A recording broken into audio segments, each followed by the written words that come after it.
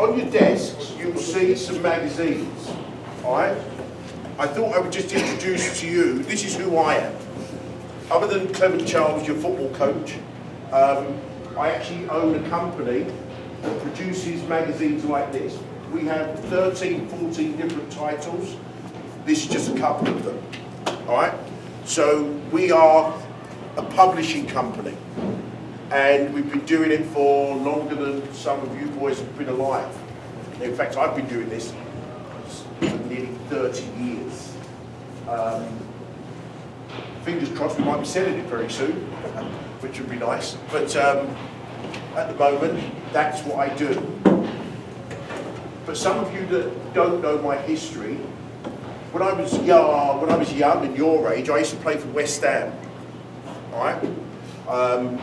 I played football for a community team. When we was about 11, we got scouted by West Ham, played for West Ham until I was 16 years old. At 16, they have to make a decision on whether or not they're going to sign you pro or not. And they decided that they wasn't going to sign me pro. They decided they wasn't going to sign me pro, they said, because of my attitude. I had a very take it or leave it attitude. I actually didn't want to be a footballer. It was just something I was pretty good at. Not something I regret, just something that wasn't for me. But I know some of you that want to be footballers. And whether or not you want to be footballers or not, tonight's meeting is designed to benefit you. So in the main, I'm talking to you guys. Parents, I just want you to hear what I'm saying to them so that you can continue to encourage them and to continue the message. Each and every one of you guys need to improve on something. Each and every one of you. And I'm not talking about football, I'm talking about in life. Because life is about never-ending development, constant and ongoing improvement. I was a young lad, and the one thing that football taught me was how to compete and how to win. And ever since then, I have been winning. I refuse to lose. I'm not a good loser. I know some of you in here are terrible losers. And at the end of the day, you live in a country that says it's all about the competing. How many of you guys, players in this room, believe it's all about the competing?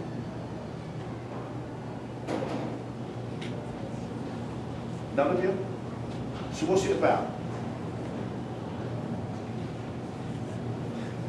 Listen, at the end of the day, hi Abby. Hey. Hiya. Take a seat. Listen, all of you boys are at a really critical stage of your life, and it's a crucial stage. But I will say this to you.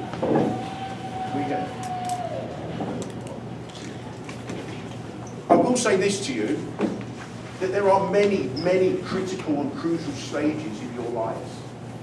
This is just one of them. You've already passed a couple. Some of them just go by, you don't even know. But you are at a critical stage in your life because you are about to do some exams. Like, you're 15, aren't you? 15? In England, when we were 15, we was in our penultimate year at school. And next year was our exam year. Is that the same year? Like exams to see where you're going to be in life. Is that the same year? When does that take place? Not every year. When's your last exam at school? Grade 12, how old are you then? 17? 17. When we was at school, 16 was our year. So next year was an important year for us. Where's Chris? Is Chris not coming? No. Oh, good to see you though, Marianne. It's really good to see you. Next year was our really important year. The reason why it's an important year for you guys is because you are athletes and you are sports people and you play football. Colleges start to become interested in you next year. So from a football perspective, this is quite an important year for you. And Mark and I have one goal. Because to us it's not about the competing and taking part. We have one goal. And that is to be the Ontario Cup champions. Second goal, which happens afterwards, is to become the national cup champions. The reason why we want to achieve, the reason why we are so hell-bent on that particular goal is because we believe college scouts anywhere on this planet will take notice of us and you if you can say you was part of that team. Can you see that? So I don't want this to be like no house league year for you. I don't want it to be that. I want it to be a professional footballing year for you. I want it to be so serious that it becomes something that you will remember for the rest of your life. That's what I would like. That is what I intend it to be. Clement Charles, when I was round about your age, I actually was in England. So in England you've got districts, counties. So Milton would be like a district, the county would be Ontario. In order to play for your national team, you had to be playing provincial. I was playing for the county at that age, and I was selected to play, or selected to go and try out for England schoolboys at the age of 15. That's the first year they put together a national team. I was selected to go to that. There was something like 300 boys selected across the country. I got into the last 30. I got into the last 30 as a left winger. Predominantly, if you're a left winger, which is your strongest foot? Your left foot. My left foot wasn't my strongest foot. My parents were pretty poor, and they used to have to buy my soccer boots at a shop called Freeman Hardy Willis. That will mean nothing to none of you. I can't even think of a comparison here. But basically, their football boots weren't on the wall, it was in little buckets. And you'd have to pick it out and find your size. So I used to have to wear the worst kind of football boots you ever did see. My Adidas had 4 stripes on it. My Pumas went that way instead of that way. Yeah. Created a corn on my foot. Do you know what a corn is? Bunion. To this day, I have one of the biggest bunions you've ever seen. When I used to kick the ball with my right foot, it used to hurt. So, given that I wanted to play football, guess what I had to learn to do? I had to kick with my left foot. I used to go out in the garden and I used to kick a ball against the wall with my left foot. Kick it against my left foot until my left foot became stronger than my right foot. To this day, when people see me play football, they think that I'm left-footed sometimes. The reason why I tell you that story is because there are deficiencies in your game that you have to correct. There is a misconception, I think, here in Canada, based on what I've seen, that thinks, perhaps in parents' mind, that it's up to us as coaches to make you better players. I need to dispel that myth. It's not. It absolutely is not. We, as coaches, can do our best. We can give you the tools, but it is up to you to make yourselves better players. If you are going to be a better player, you have to first know yourself, your strengths and your weaknesses, and you have to be able to and willing to put in the time to put right some of those weaknesses and to strengthen some of those strengths. But my question to you is, do you even know who you are? As young men, do you know who you are? Do you ever sit down and think to yourself, where am I going to be in 10 years' time? Where am I going to be in 5 years' time? I want you to, has everyone got a piece of paper? I want you to, have you got a piece of paper? Do you need a pen? Yeah. Does anybody else need a pen or paper? The boys? Have we got any? Have we got another pen? Yeah. And a little bit of paper? Thank you, Abby. So prepared. Love it.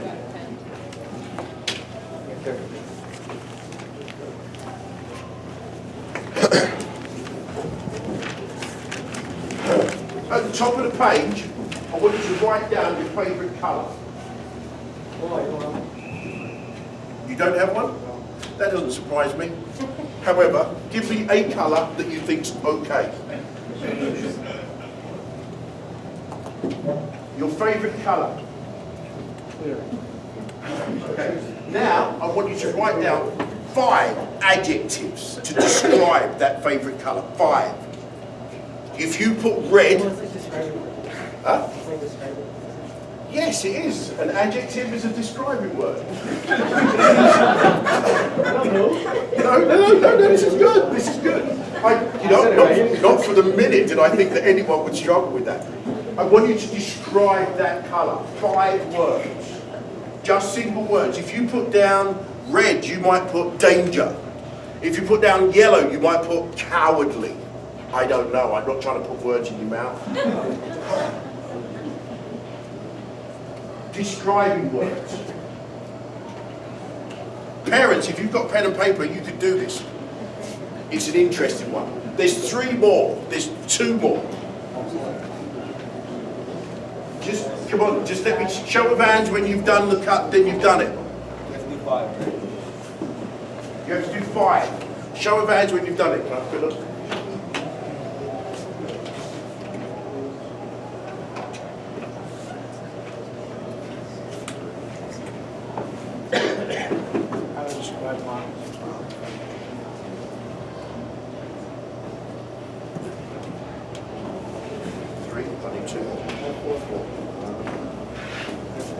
I need 5.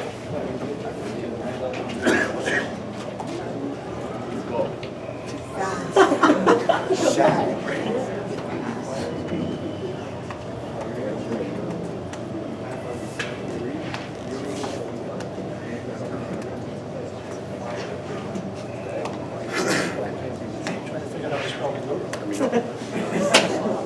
Are you all right?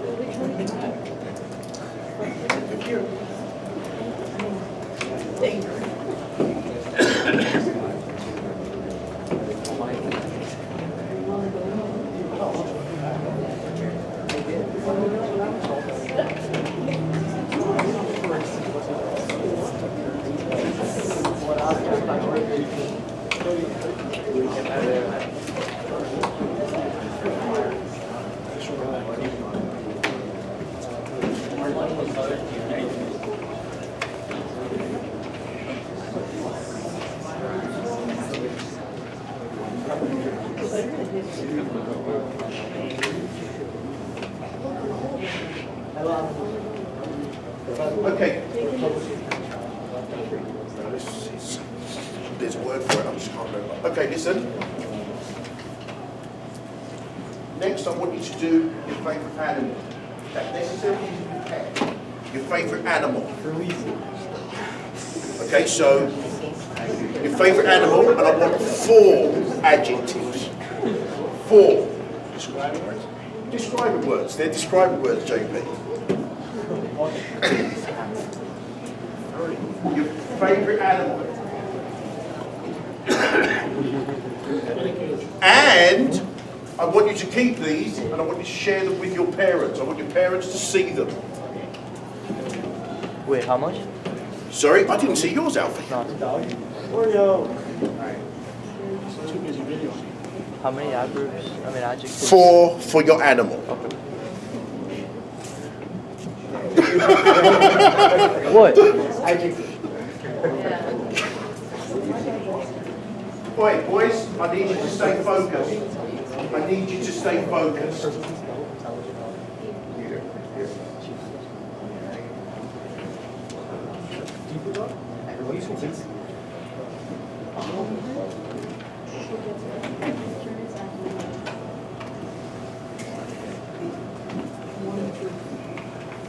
And parents, if we was doing this, if it was just us, the next column would be C, the C.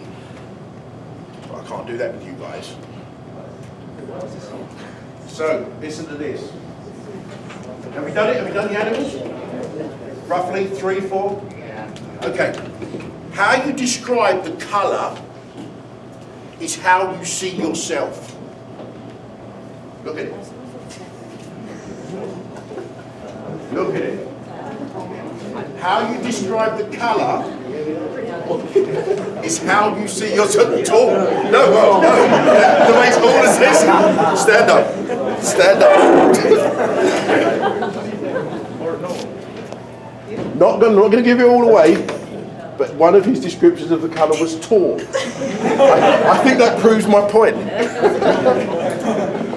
How you describe the colour is how you see yourself.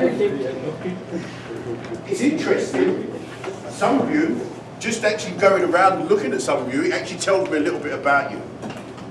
How you describe, just as a bit of fun, characteristics of yourself. This doesn't mean that completely sums you up. It's just certain characteristics that you see in yourself. This is why I think your parents would be interested in what you've written down. I would be if I was one of the parents. But anyway, the animal is how you see your ideal girlfriend. So be careful.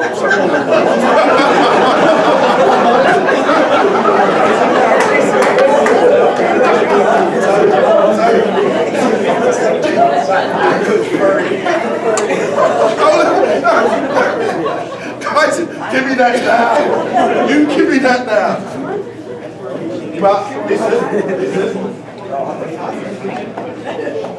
There are more of these little games, and as you get older, I'll share some more with you. Okay? But back to the serious point. I asked you a question. Have you actually ever really taken an internal look at yourselves? As footballers, you absolutely have to do it. As footballers, you absolutely have to do it. As young men, you must do it. You must do it.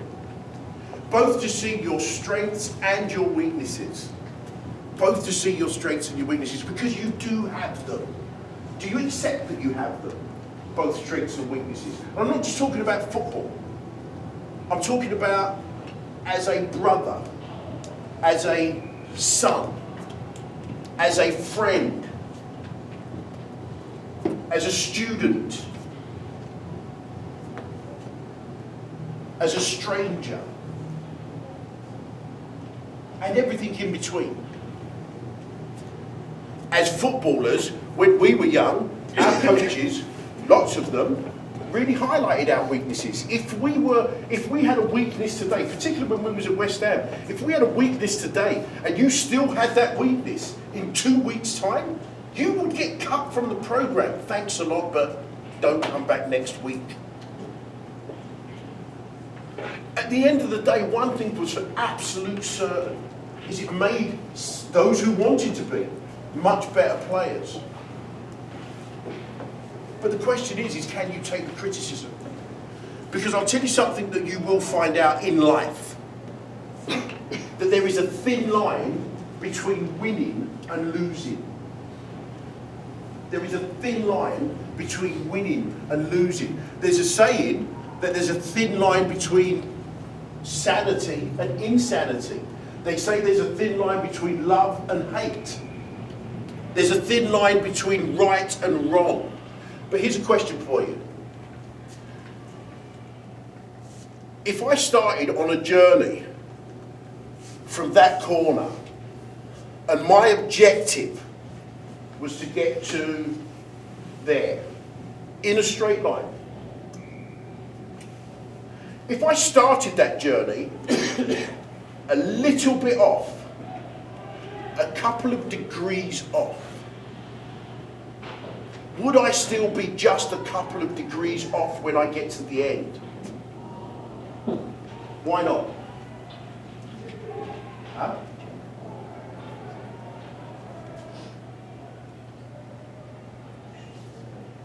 The further you go, the further you stray from the course.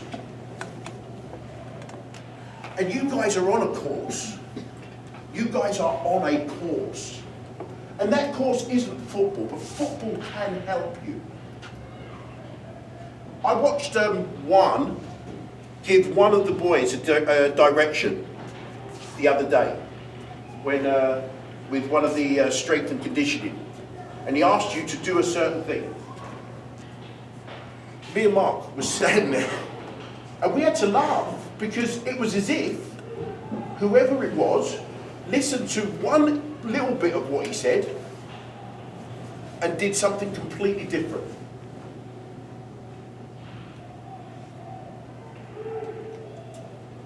That's the difference between winning and losing. That's the difference between you becoming a better student, a better son, a better brother, a better man. How you take in information. You know, you go to school, and some of you do not take school seriously. And you know what? I can see it as a coach. Because when I give you information, you do not take that information as it is to the letter. And subsequently, I can see it in the way that you perform on a football pitch. And I think to myself, do you know what? If you was just paying a little bit more attention at school, you would be a better footballer. I, honest to God, believe that in my heart. But I know it's true because there's a term in football that's called coachable. And do you know what coachable means? It means that you're a good student. And you know what good students do? They get good marks. You know, at the end of the day, some of you may be 90% students, some of you may be 20% students.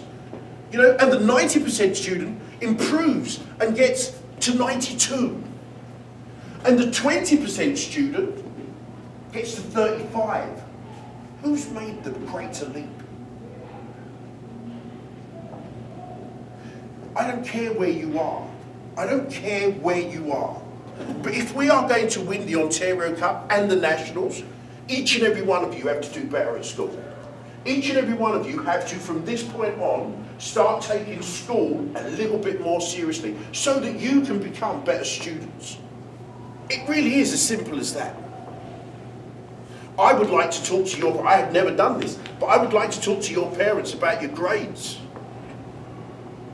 Because I know if you are here in school and you start to take school a little bit more seriously, I know that I can give you a simple instruction on a football pitch and you are going to do it. And listen, we all have learning difficulties. We all have learning difficulties. But fundamentally, you have got to be better students.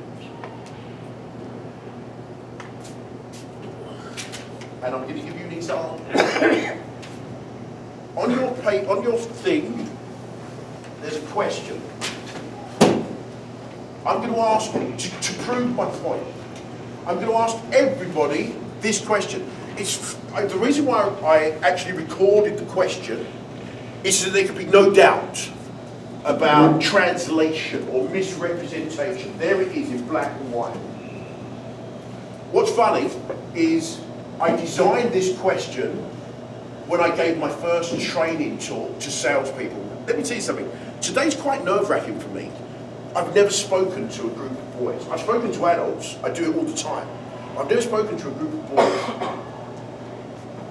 So, I was asked to do a training course. And I thought to myself, the first thing I want to do is to establish my authority. I want to establish the need for them to listen to me.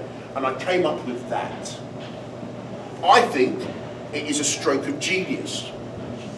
But then again, I would. There exists a general opinion that is accepted by most, that you only get one chance to make a first impression. That statement highlights the importance of first impressions. I want you to read it. There exists a general opinion that is accepted by most. You only get one chance to make a first impression. That highlights the importance of first impressions. That is the statement. That is the statement. Here is the question. Is that statement in its entirety correct or incorrect? Here's the interesting twist. There's only two answers here.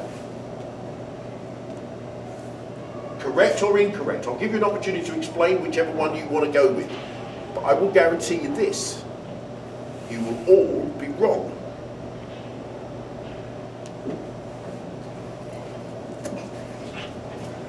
Prove me wrong. Is that statement in its entirety correct or incorrect?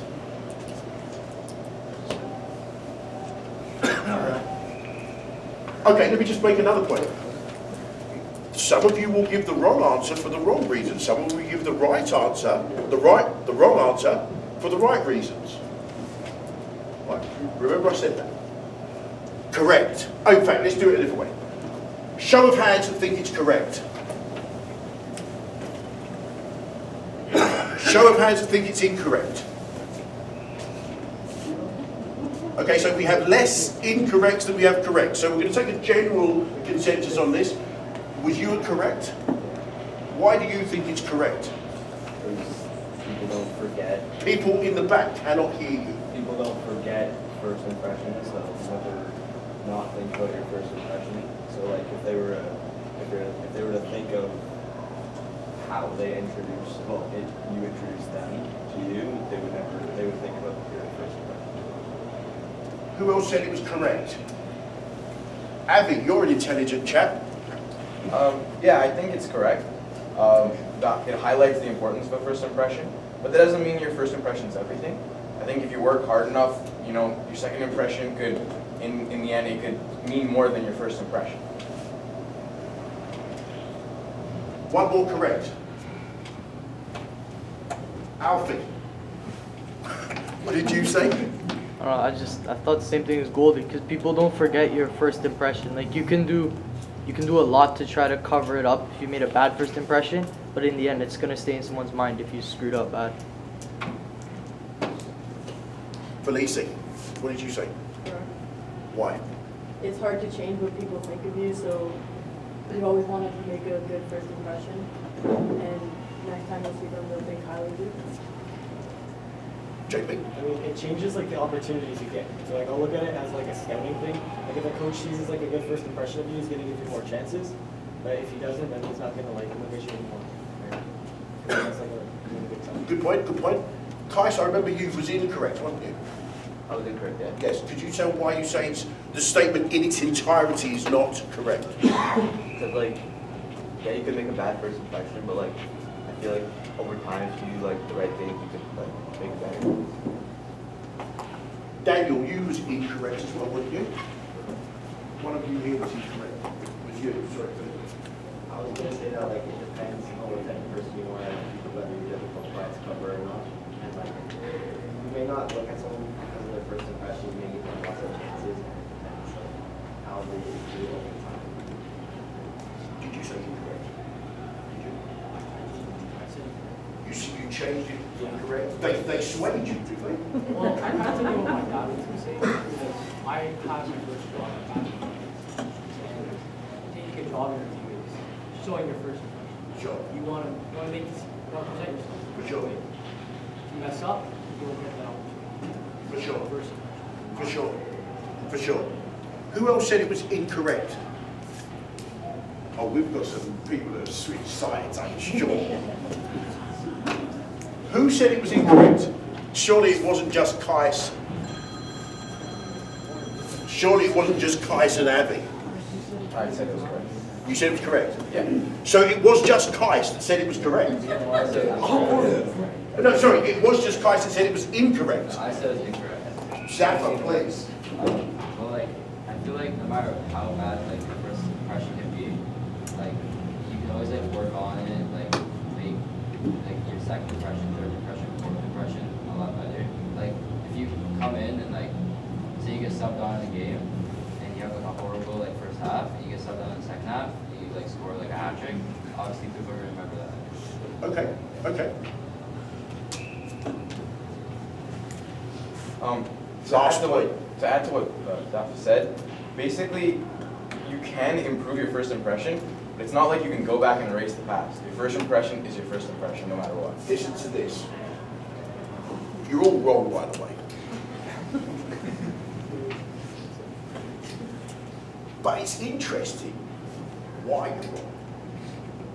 None of you were wrong in what you explained. None of you. But this is the difference between winning and losing. It's the detail. It is the detail. The question was, is the statement in its entirety correct or incorrect? So the question is everything there absolutely correct or incorrect? What you did is you looked at the statement in general terms, i.e., what did the statement mean? I.e., how important are first impressions? Well, those of you that said the statement was not in its entirety correct, i.e., that it was incorrect, you was right. Because the statement is not completely factual. Because it may be an opinion that people only get one chance. It may be an opinion that people have, that you only get one chance to make a first impression. But it's not an opinion, it's an absolute fact. It is an absolute fact. You only get one chance to make a first impression. Forget whether or not people opinionize it. It's a fact. And that, and only that, is why that statement is incorrect. First impressions are important. There is no if, buts or maybes about them. When we first go out onto a football pitch to play against another team, we used to have a saying, make sure the first tackle hurts. Because that's his first impression of playing against you. Or when you go down the line and you push it past him and you go, make sure as you go, you pass, you say, ta-da. Because he'll remember that. But you do only get one chance to make that first impression. You're absolutely right. No, Zaffa, you're absolutely right. At the end of the day, have you ever met somebody that you just didn't like from the get-go? I felt that way when I met Mark. Oh, he's here. I'm only joking. I'm not. You know. Have you ever met anyone that you didn't really like that when you first met them? Joey. And now they're your mates?